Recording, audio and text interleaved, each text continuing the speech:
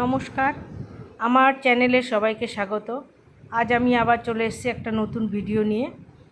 এটা একটা থোকা টগরের ডাল থেকে আমি তৈরি করেছি। তো চলুন কিভাবে থোকা টগরের ডালটা তৈরি করলাম সম্পূর্ণ আপডেট সহ এই ভিডিও। এই যে এই গাছটা আমারই গাছ, তো এর একটা ডাল নিয়ে নিয়েছি। আমি সাধারণত বেশিরভাগ মানে অনেক গাছই আমি কালেক্ট করে লাগাই, যেগুলো ডালে হয়, বেশিরভাগ গাছই ডালে হয়ে যায়। তো এখন তো বর্ষাকাল, এটা আমার অনেক আগে লাগানো। তো বর্ষাকাল ছাড়া অন্য সময় ডাল লাগালে একটু কেয়ারফুলি ভাবে করতে হয়, না হলে বাঁচে না। তো এটা আমি সাধারণত সব গাছই লাল বালিতে, প্লেন লাল বালিতে করি। এটাও সেই জন্য প্লেন লাল বালি নিয়েছি, সরু একটা ডাল নিয়েছি, যেটা দুটো টুকরো করে এই বালিতে বসিয়ে দিচ্ছি। এটা যেহেতু বর্ষাকাল না, গরম, খুব গরমের সময় লাগিয়েছিলাম, আমি সম্পূর্ণ ছায়া জায়গায় রেখেছি, গাছের নিচে, সেখানেই রেখেছি। হতে একটু টাইম লেগেছে, কিন্তু খুব সুন্দর গাছের ডাল গ্রো হয়েছে। আর এটাই আমি টবে লাগিয়ে পরে দেখলেন তো খুব সুন্দর ফুলও এসছে।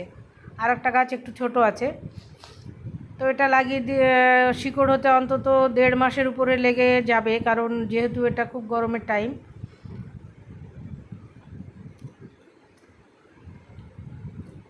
এখন এই যে গাছের ডালে যে সুন্দর পাতা হয়েছে, দেখুন পাতা ছেড়েছে, আর ওটায় তো কটা পাতা ছিল আর ঝরেনি, তাও ছোটো ওই যে ছোটো ডাল বেরিয়েছে।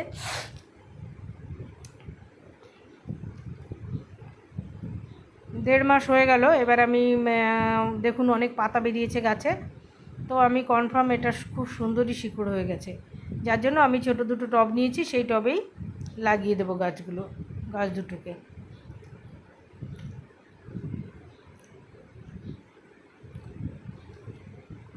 এই যে দেখুন খুব সুন্দর শিকড় হয়েছে, যে ডালে বেশি পাতা বেরিয়েছে এটাই হয়তো একটু কম শিকড় হতে পারে।